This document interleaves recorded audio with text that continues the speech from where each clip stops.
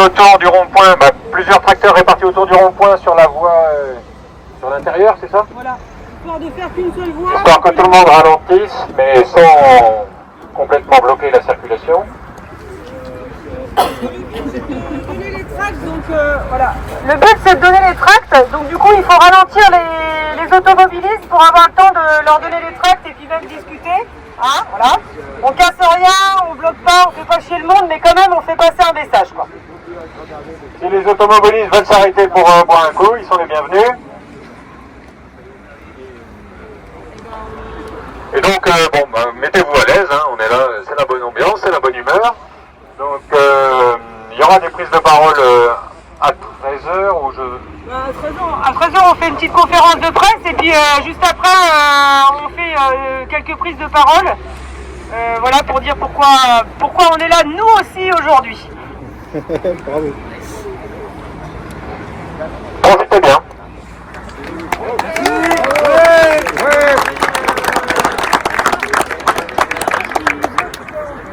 On représente en plus 3 productions différentes. Les 12 éleveurs et un maraîcher. Nous on fait tout, nous, un peu. On est très variés, nous. Et il y a du circuit... Machetière. Donc toi tu es en circuit long. Ouais. Circuit long, ouais.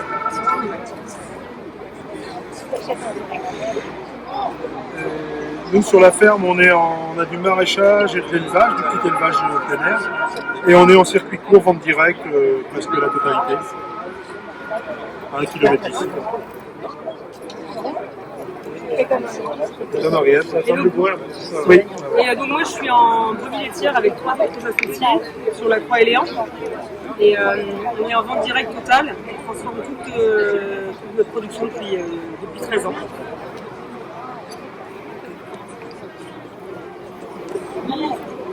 Alors si on est là aujourd'hui, c'est pour défendre la cause paysanne. Et on aime bien ce mot-là, notamment à la Confédération paysanne, parce que le paysan, c'est celui qui fait vivre le pays, qui nourrit les gens autour de lui et qui entretient le paysage aussi. Parce que dans le mot paysan, il y a pays. Et c'est vraiment très important, c'est très global.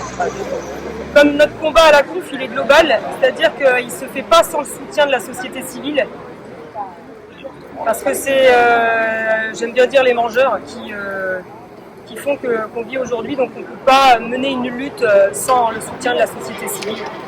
On n'est rien sans eux, ils ne sont rien sans nous. Je peux compléter là-dessus. Si on est aujourd'hui la forme de cette manifestation, on appelle les citoyens aussi à nous rejoindre parce qu'on considère que c'est pas uniquement un combat pour le revenu et pour les paysans, mais c'est un combat vraiment de société et on veut s'adresser aussi aux consommateurs. Nous, si on se bat au quotidien, c'est pour que tout le monde dans la société ait le droit à une alimentation saine, donc bonne pour la santé, à une alimentation durable, c'est-à-dire qu'il faut qu'elle soit bonne aussi pour l'environnement. L'agriculture doit respecter l'environnement et elle doit être abordable. C'est-à-dire que tout le monde, le pouvoir d'achat doit permettre à tout le monde, toute la population de se nourrir sainement et durablement. Et aujourd'hui, le système dans lequel on fait notre métier, aujourd'hui, il ne permet plus ça. Ça, c'est effectivement, c'est là qu'est aujourd'hui le débat que la société doit avoir. C'est est-ce qu'on se bat tous ensemble pour rendre notre alimentation à tous saine, durable et abordable.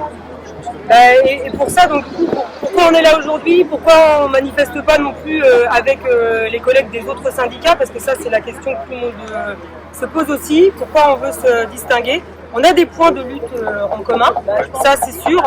On peut donner des exemples sur le revenu. Le point important le message qu'on veut faire passer, c'est pas de vente en dessous du prix de revient. Il faut vivre dignement de son métier.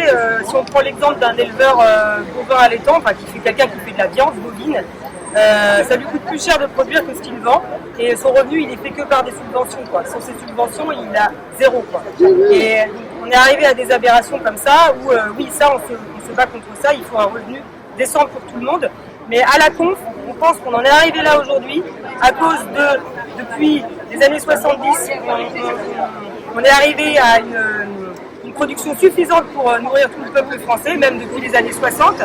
Et le drame aujourd'hui, c'est la cause de ces drames pour tous les paysans et les paysannes, c'est le productivisme qui ne s'arrête jamais, c'est un rouleau compresseur. Et les paysans, ils sont en train de mourir et de continuer à aller vers ce chemin, vers la mort en fait. C'est vraiment dramatique ce qui se passe là, c'est pour ça que ces manifestations sont si énormes. Et ce qu'il faut arrêter selon nous à la conf, c'est entre autres ces accords de libre-échange. Il faut démanteler ceux qui sont votés, il faut arrêter ceux du Mercosur qui sont en train d'être négociés. Il faut dire stop à ça, il faut dire stop à des produits moins-disants qui rentrent sur notre territoire, mais il faut dire stop aussi à que nous, on fasse des produits moins-disants. Il faut pas vouloir moins de normes environnementales. C'est pas possible, la planète, elle ne souffrira pas ça. Donc les paysans ne doivent pas demander le lâchage complet sur les produits phyto. C'est pas possible. Pour eux, c'est pas bon. Pour les citoyens, c'est pas bon. Pour l'eau, pour le sol, c'est pas bon. Moi aujourd'hui, ce que je constate, c'est que nos gouvernants, ils regardent le beau côté de la vitrine. Ils regardent la réussite économique. Si on regarde l'agriculture et l'agroalimentaire français, c'est une belle réussite économique. On a 10 milliards d'excédents commerciaux. Nos entreprises agroalimentaires, elles ont doublé leurs bénéfices. Si on ne regarde que ça, on se dit bah oui, c'est une belle réussite économique, sauf que derrière, il y a un vrai naufrage humain. Le naufrage humain, il est social aujourd'hui et il est environnemental. Et il est aussi de notre santé publique. Donc ça, aujourd'hui, c'est devenu inacceptable et il faut que nos politiques prennent conscience de ce qui est en train de se jouer aujourd'hui dans notre société, quoi. On ne peut plus durer comme ça, c'est clair, c'est pas possible. Ouais. En fait, moi j'ai l'impression qu'on est tous dans le même bateau. On a tous les mêmes problèmes. Et le problème que nos collègues ont exprimé très fortement et que nous on reprend, c'est qu'on est soumis à une concurrence déloyale. Donc nous on fait en France une agriculture de qualité, après avec différentes gammes bien sûr, mais c'est pour tout le monde une agriculture de qualité, avec des contraintes normatives importantes au niveau social et au niveau environnemental, qu'il faut garder parce qu'on revendique, c'est pas qu'on revendique les contraintes, mais on revendique l'exigence d'avoir un niveau social élevé. On revendique l'exigence de pratiquer une agriculture de bonne qualité qui préserve l'environnement. Donc ça, on le revendique, on ne veut pas s'asseoir dessus. Et donc c'est là que on commence à diverger avec nos collègues, c'est que nos collègues, ils demandent à abaisser les normes pour retrouver une compétitivité au niveau mondial. On sait où ça mène, toujours moins de paysans et un environnement de plus en plus dégradé. Donc nous, on ne veut pas choisir ce chemin-là, on revendique l'exigence, et une des conséquences de cette exigence, c'est que oui, ça a un coût, et oui, c'est des charges pour nous, les agriculteurs, et donc, oui, c'est plus cher, c'est de la bouffe qui est plus chère à produire. Il faut payer juste le prix. Donc, et il faut payer, donc voilà, alors après, on dit ça, c'est un des aspects. En même temps, on regarde les journaux, on voit qu'il n'y a jamais eu autant de monde au Secours Populaire, au Resto du Cœur. Les gens sautent un repas sur 2, 3 pour pouvoir, voilà. Donc, en face, il n'y a pas l'argent non plus. Les consommateurs, ils n'ont pas l'argent. Donc nous, on revendique que des produits de qualité accessibles à tous, et ça doit se faire par une redistribution une redistribution des richesses, une meilleure répartition de la valeur ajoutée. Et ça, c'est complètement politique. La PAC pourrait être un excellent levier. Aujourd'hui, la PAC, elle finance des hectares, elle ne finance pas des actifs. Sur nos fermes, il y a beaucoup plus d'actifs que sur les grosses fermes industrielles. La PAC, elle doit financer donc les actifs.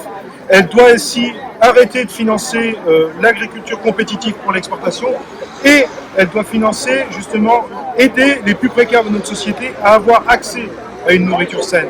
Ça, on revendique vraiment cette orientation rapide et radicale de la PAC. Aujourd'hui, la PAC elle est engagée jusqu'en 2027 et elle est partie sur les mauvais rails et on en paye aujourd'hui vraiment les pots cassés. Tous, citoyens, paysans, consommateurs, tous, on paye tous les pots cassés, tout ça. Ça fait 50 ans qu'on essaie de garder de la compétitivité, comme disaient les gars, c'est pas possible. Et quand on dit qu'on ne veut pas du moins 10 ans qui arrive en France, ça veut dire aussi que nous, on n'a pas à aller exporter du poulet de mauvaise qualité, des légumes qui sont moins 10 ans environnementalement, on n'a pas à les exporter, c'est jouer franc jeu quoi. On peut pas. Le président de la Fédé, là je vais un peu taper, il veut ménager la chèvre et le chou en disant on peut garder certains accords de libre-échange, mais pas tous. Mais non! Voilà, les gars de la Fédé, moi j'ai envie de dire quand même, regardez ce que dit votre président Arnaud Rousseau, il joue double jeu, il est président d'Avril comme son prédécesseur et il commerce avec l'Amérique du Sud. Donc c'est dégueulasse. Lui-même il est en train de vous tirer une balle dans le pied. Quoi. Je peux vous illustrer ça autrement. Il y a quelques années, j'ai reçu un paysan africain sur ma ferme qui venait voir comment en France on s'en sortait contre vraiment ce bulldozer là, du libre-échange et de la concurrence faussée. C'était un éleveur de volailles et il était en pleurs en me disant que ses enfants ne pouvaient pas rester au pays, enfin dans la campagne, dans le Sénégal, parce qu'en fait il n'avait plus d'avenir face à cette concurrence complètement faussée, déloyale. Il n'arrivait plus à en vivre. Ses enfants partaient du village, ils allaient dans des bidonvilles et ses enfants commençaient à immigrer. Sur ces 5 enfants, aujourd'hui, il y en a 2 qui sont au fond de la Méditerranée. Donc il faut se rendre compte de ça aussi. C'est important aujourd'hui d'ouvrir les yeux là-dessus. Et ce système complètement fou, il fait de tous les paysans du monde, il les met tous en concurrence et il fait de nous en gros des migrants potentiels. Quoi. Il faut arrêter ce système complètement fou. Il est temps d'ouvrir les yeux. Ce qu'il faut que les citoyens comprennent aussi, c'est que l'agriculture, ça n'a jamais été, ça ne sera jamais une économie, c'est pas une industrie comme le commerce des bagnoles ou le commerce des ordinateurs. Quoi. Ça a toujours été à part et ça doit rester à part parce que sinon on va être tous toujours, comme dit, en guerre les uns contre les autres et on va s'appauvrir les uns et les autres.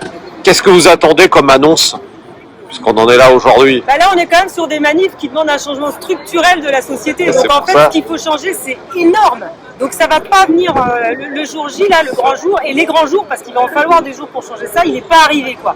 Et Attal, il va pas proposer des choses qui vont révolutionner comme ça, qui vont calmer, quoi. Je crois qu'on a 500 jours, je crois que nos gouvernants, ils ont 500 jours devant eux pour changer radicalement le système économique autour de l'agriculture. Il faut que les gens sur cette planète, ils aient du pain dans leur assiette, et s'il n'y a pas de pain dans les assiettes, il n'y aura pas de jeu non plus.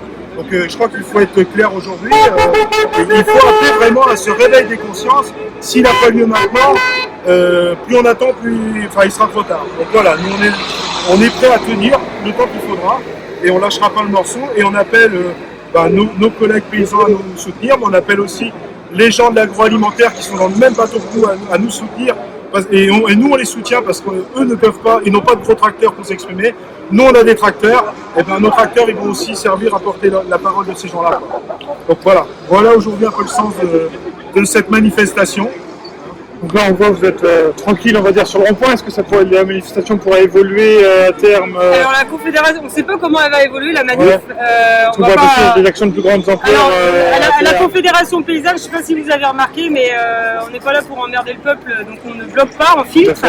On ne déverse pas des merdes, on ne vide pas nos fermes. C'est odieux parce qu'on parle de respect, les paysans ils veulent être respectés, mais tous les agents des communes, tous les gens qui travaillent chez Leclerc, chez Super U, j'en passe, se tapent à nettoyer de la merde et c'est inadmissible. En plus, alors là c'est vraiment un signe qu'on n'en a rien à foutre de l'environnement quand on déverse des pneus et des bâches et qu'on les brûle, c'est dégueulasse.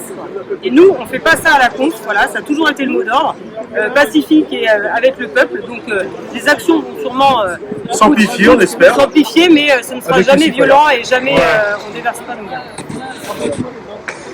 Ceci dit, pour que vous ayez une chance de faire aboutir vos revendications, il faut quand même jouer la carte de la masse, quoi, avec vos collègues, parce que si eux vous lâchent... Oui, après, comme vous le voyez, il y a plusieurs drapeaux différents sur la manif. Donc les syndicats de salariés sont présents aussi, ils nous soutiennent, ils sont OK avec nos revendications, d'autant plus qu'on inclut des revendications sur la redistribution des richesses. Après, on fait en entendre notre voix aujourd'hui de manière pacifiste, bon enfant, dans la bonne humeur, etc. L'important, c'est que la voix porte. On sait que le système ne va pas changer du jour au lendemain. S'il peut y avoir du soutien des productions en difficulté aujourd'hui, ça sera toujours ça de gagner. Si la bio a un soutien, ça sera toujours ça de gagner. Mais bon, nous, on reste mobilisés. On veut... Voilà. On peut quand même, bon, le changement il est structurel, mais il y a quand même des points précis sur lesquels on pourrait gagner. Et là, l'État a mis en place la loi Egalim. On en parle pour le respect du prix payé aux producteurs. La loi Egalim, c'est aussi la restauration collective. On en est à la 2e ou 3e loi Egalim. Bon, on oblige à 20% de bio dans les cantines. En Bretagne, c'est pas trop mal respecté, mais il y a plein d'endroits où c'est pas respecté. En France, globalement, on est à 6% dans les cantines. C'est du bio qui vient loin. Donc déjà, si l'État il légiférait et il était plus strict sur l'application de la loi Egalim dans les cantines, ceux qui font du porc bio en circuit court ne seraient pas là aujourd'hui. Là, on a des collègues qui avaient des fermes qui tenaient la route en porc bio en circuit court, en circuit long, pardon, qui sont en train de décapitaliser, c'est-à-dire qu'ils vendent des porcs parce qu'ils s'en sortent plus. En plus, il y a les normes de biosécurité. Là, on parle de normes, tiens. Les normes de biosécurité pour la volaille plein air, c'est ridicule.